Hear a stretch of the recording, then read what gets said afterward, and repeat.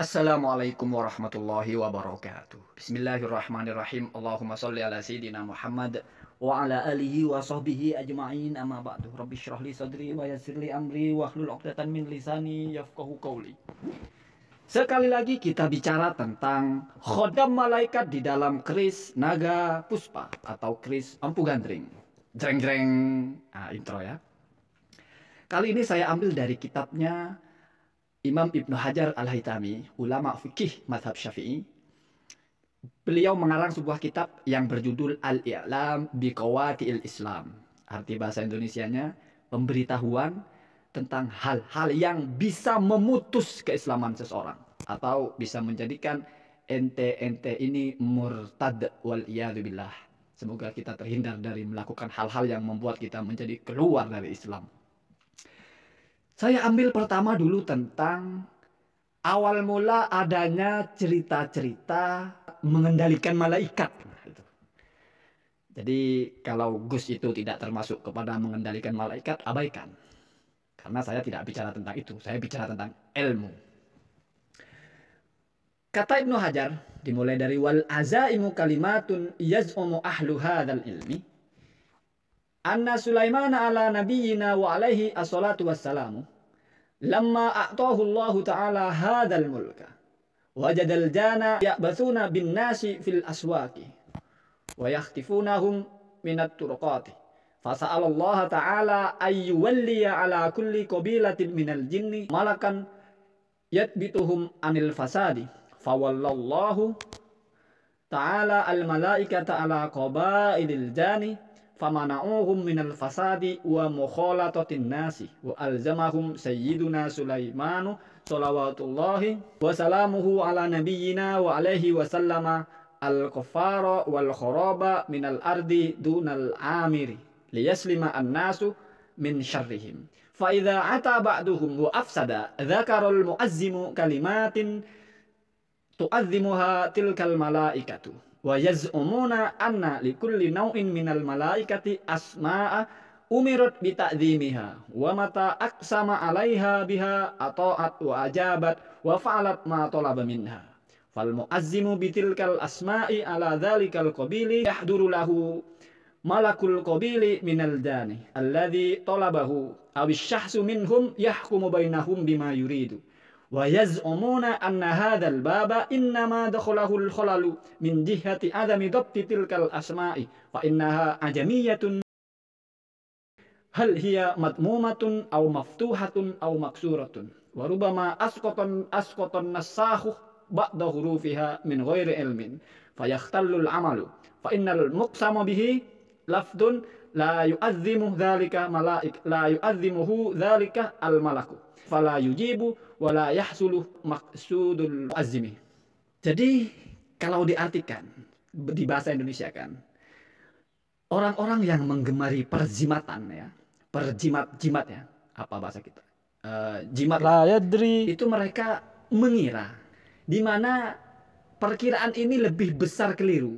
Kenapa? Karena kalau Anda baca di berbagai kamus, kalimat-kalimat yang menggunakan za'amah ya, za'amah, yaz'amun artinya asyakku sebetulnya, mengira dengan penuh keraguan dan jauh sekali untuk benar. Di dalam Al-Quran artinya selalu tentang hal-hal yang buruk.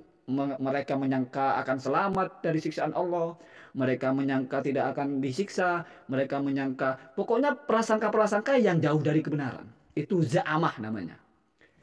Memang hanya beda posisi ya dengan azimah ya. Tapi kalau azimah justru artinya bagus, bertekad atau sudah bulat keinginan dan keyakinan.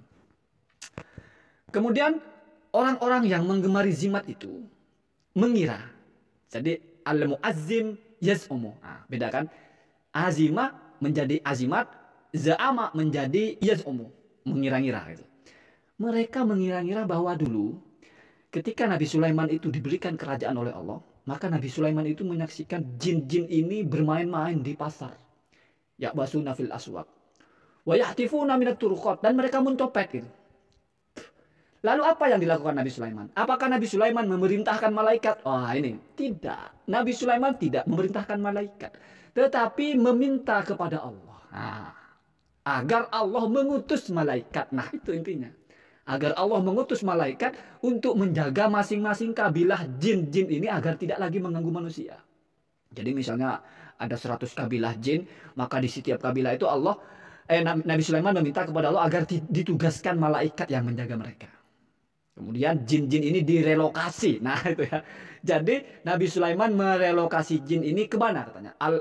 Al-Kofar wal Khorob wal Ardi Dunal Amir. Ditaruh di tempat-tempat orang-orang buang air besar ya. Atau kalau dulu kan belum ada toilet ya. Di sawah-sawah tempat orang beol itu taruh di situ jin-jinnya. Atau ditaruh di tempat-tempat yang tandus. Biar nggak ganggu-ganggu manusia lagi. Kemudian, nah ini.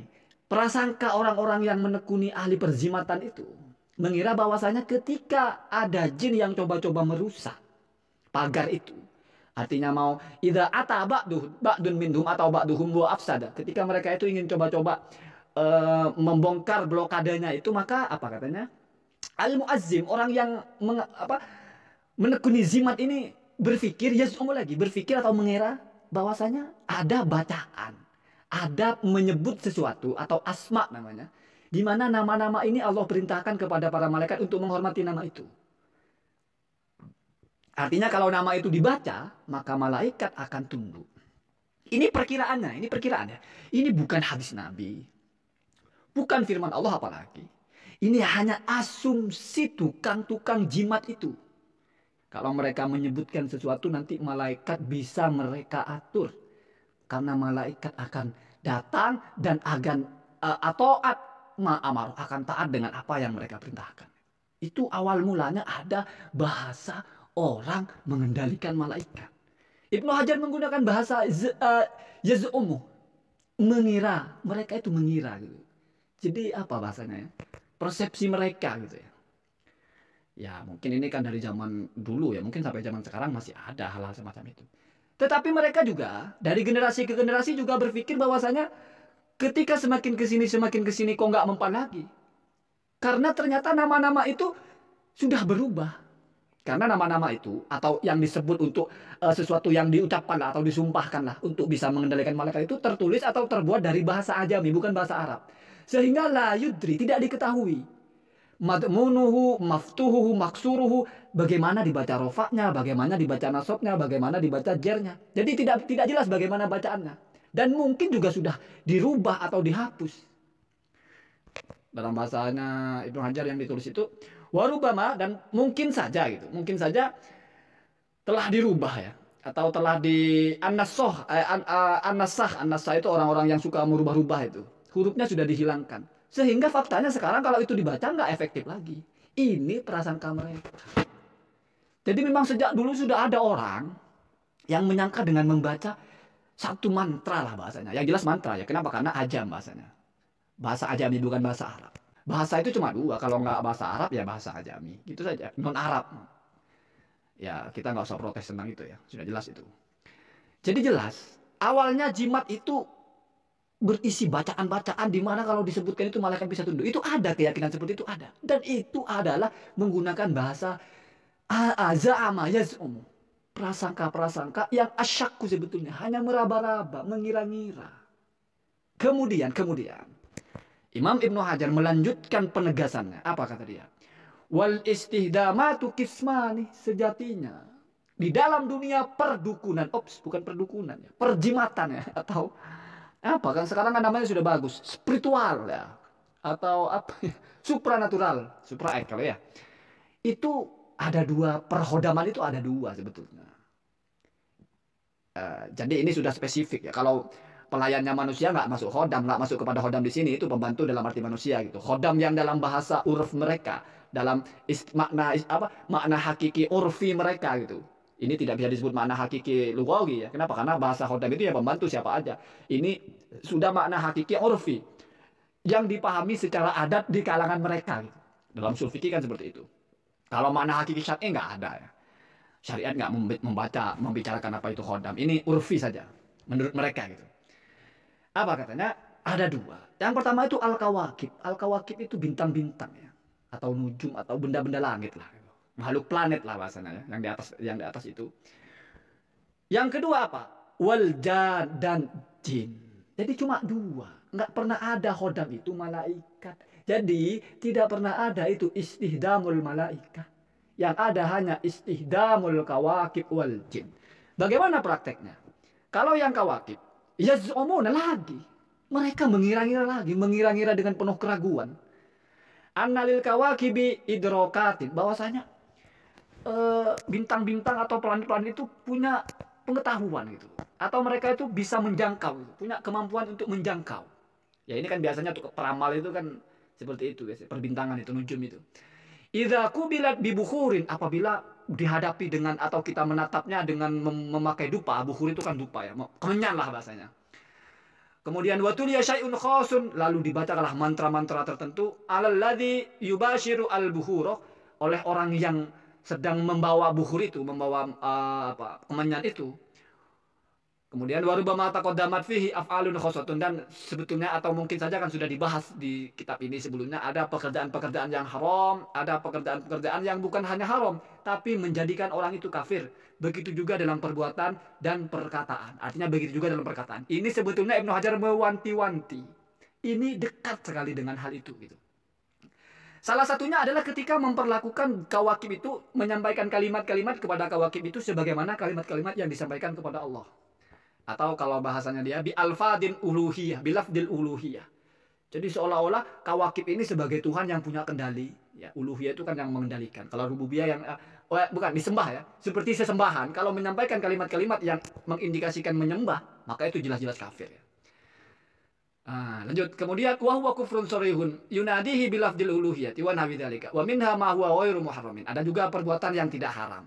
Artinya ya kita sebut-sebut saja ya, wahai bintang, bintang-bintang saja. Tapi tidak seperti seolah-olah kita menyembah. Faidha hasolat tilkal kalimatu ma'a al-bukhuri wa ma'al hayatil masyrutati. Nah, apabila sudah selesai, kalimat-kalimat itu sudah disampaikan, dupa kemenyan sudah dibakar, dan ritual-ritual tertentu, al-masyruto, al-hayat, al-masyruto, ritual-ritual tertentu, kanat, nah ini, ruhaniyatu tilkal kawakibi muti'atan. Maka jin apa ya, ruhaniyah itu sisi-sisi non materialnya dari benda-benda itu akan taat kepada yang membaca. Itu adalah perkhodaman. Ini juga bisa masuk kepada keris, kepada pedang yang dapat hadiah atau beli di pasar malam atau apa. Kita bakar pakai kemenyan, kita baca mantra-mantra, nanti ruhaniyah dari pedang itu akan membantu kita. Itu adalah yaz'umu, perkiraan tukang jimat atau praktisi perjimatan. Tidak pernah berdasar Al-Quran, tidak pernah berdasar ayat atau hadis. Kenapa? Kalau berdasarkan Al-Quran dan hadis, maka bahasanya bukan yaz'umu, bukan. Tidak bisa kita sudah mendasarkan sesuatu kepada dasar yang jelas masih diartikan mengira. Tidak boleh mengira. Yadhunnu itu beda dengan mengira. Yadhunnu itu mengira, tetapi lebih kepada kebenaran. Sudah betul lebih yakin. Kalau yaz'umu itu mengira dan ragu sebetulnya. Bahkan kalau di kamus itu ya Al-Quran itu, saya tekankan lagi, ini pandainya ulama menggunakan bahasa. Dia tidak menggunakan yadhunnu, tapi yaz'umu. Dimana artinya itu selalu perkiraan yang meleset. Kalau di dalam kamus itu selalu tentang hal-hal yang buruk. Begitu juga tentang jin. Khodam yang kedua dengan jin juga seperti itu. Jadi kita melakukan ritual-ritual pemanggilan sampai-sampai jin itu taat kepada kita. Nah, jadi itu ya. Tidak pernah ada. Bahkan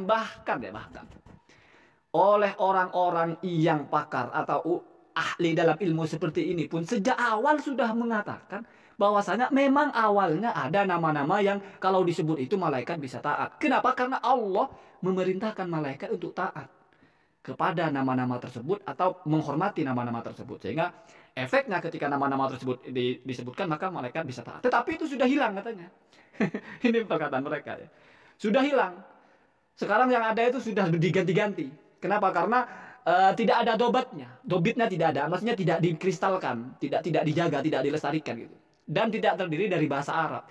Bahasa ajam. Jadi hanya dari pendengaran saja bagaimana dibaca, terus mungkin dari generasi-generasi berubah. Beda kalau bahasa Arab kan ada penandanya. Misalnya harkatnya fathah, dhammah, kasroh, enak dibacanya. Dorobah. Dari zaman Nabi sampai zaman sekarang, dorobah ya dorobah kedengarannya. Tidak akan bisa berubah menjadi dorubu. Tidak akan ada baca diribi, tidak ada. Dorobah saja. Dorobah, dorobu, dorobat, dorobata. Perubahan-perubahannya itu masih terlacak. Kenapa? Karena bahasa Arab punya struktur bahasa yang kokoh, punya gramatikal bahasa yang kuat. Makanya Al-Quran tertulis dengan bahasa Arab, sehingga adalah salah satu dari manfaatnya atau dari bahasa Arab sampai sekarang itu terbacanya enak. Gampang dilacak kalau ada yang berubah-ubah. Walaupun memang ada perbedaan. Kemudian ini yang paling penting, saya bacakan pesan terakhirnya. Wal ghalibu 'alal mustaghili biha al-kufru. Yang paling umum, orang-orang yang menyibukkan diri dengan hal-hal semacam ini, khodam berkhodam, menaklukkan khodam, membaca ritual, terus datangi khodam, terus khodamnya siap melakukan apa saja, siap. Ya seperti orang gosok-gosok botol lah maksudnya. Datangi jin dan jun, saya siap membantu Anda tuan. Gitu. Jadi menciptakan kerajaan, dia menjadi tuhannya jin gitu. Apa katanya? Wal ghalibu fihi al-kufr. Biasanya hal-hal semacam ini adalah mengakibatkan kekafiran. Kenapa? Karena jin itu pendusta. Jin itu pendusta. Kalau Anda pernah simak ceramahnya Gus Bah, kepada Nabi Sulaiman saja memang tunduk karena kalah, tapi tipu muslihatnya itu tidak pernah hilang. Ingat, tipu muslihatnya jin itu tidak pernah hilang. Selalu ingin menjatuhkan. Kenapa? Karena ya, misalnya jin muslim, dari mana tahu jin muslim jinnya pendusta gitu kok? Ya apa bedanya? Dia jin kafir ngomong muslim kan selesai persoalan. Tapi itu lain ya. Yang paling penting apa katanya? Wala yastaghilu bihi, dan tidak akan menyibukkan diri dengan hal seperti itu. Muflihun, orang yang beruntung. Mafhum mukhalafahnya, yang menyibukkan diri dengan hal semacam ini orang buntung, tidak beruntung. Penting ini penting. Wala yastaghilu bihi, dan karena ini atop ya. Dan juga tidak akan menyibukkan diri dengan hal-hal berbau klinik, khodam berkhodam, entah khodam di dalam keris, entah khodam di dalam apa saja. Musaddidun nadri. Musaddid itu musawwid, benar gitu. Wal yakulu qaulan sadida, dan ucapkanlah perkataan yang benar gitu. Jadi musaddidun nadri itu artinya musaddidun nadruhu, orang yang cara berpikirnya itu benar. Cara berpikirnya itu lurus, sesuai standar orang berpikir waras. Jadi tidak ada orang-orang yang berpikirnya normal, waras, cerdas itu menyibukkan diri dengan hal-hal semacam itu, tidak. Ini kata Ibnu Hajar, bukan kata saya. Dan yang terakhir, wafirul akli, orang yang banyak akalnya, artinya yang sempurna. Jadi kalau dibaca terbaliknya atau mafhum mukhalafahnya, kesimpulan terbaliknya, orang yang menyibukkan diri dengan dunia khodam berkhodam, baik berkhodam kepada bintang, mencari khodamnya bintang, mencari khodamnya cincin, mencari khodamnya keris, mencari khodamnya batu, mencari khodamnya keris apalah saja itu adalah orang-orang yang tidak beruntung, orang-orang yang cara pandangnya rusak, dan orang-orang yang akalnya sedikit. Itu. Kenapa? Karena bahasanya la yastaghilu bihi al-muflihu al-musaddidu fi nadrihi wal wafiru fi aqlihi. Tidak akan pernah orang menyibukkan hal itu kalau orangnya itu beruntung, orangnya itu cerdas cara mandang, dan orang itu akalnya banyak gitu, pintar lah. Sebaliknya yang menyibukkan yang tidak seperti itu. Zaman itu sudah maju. Melawan santet, melawan dukun dan sebagainya itu. Teruskan. Saya mendukung orang melawan santet, tapi saya tidak mendukung kalau bertarungnya harus dipertontonkan. Ya santet ini kan sesuatu yang hal yang tidak nampak. Kalau sakti sih tidak perlu didatangi ya. Tapi kalau mau mendatangi sekaligus buat YouTube ya nggak apa-apa lah. Nggak ada persoalan. Toh katanya kan itu bisa saja hiburan, hiburan saja sebetulnya. Bukan tuntunan tapi tontonan saja gitu. Hiburan beriklan lah bahasanya. Jadi saya yakin ada orang-orang yang membasmi santet itu tapi nggak pakai YouTube. Dia bertarung, benar-benar bertarung itu ada. Santet itu kan goib. Maksudnya goib itu tidak nampak. Bertarungnya itu nggak pakai gerbek-gerbek begitu, mungkin. Tapi mungkin bertarung secara hizib bahasanya ya. Bertarung menggunakan hizib, doa. Ya.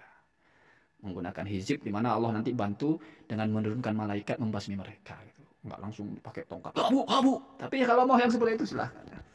Dan Allah wa yakum ajmain. Assalamualaikum warahmatullahi wabarakatuh.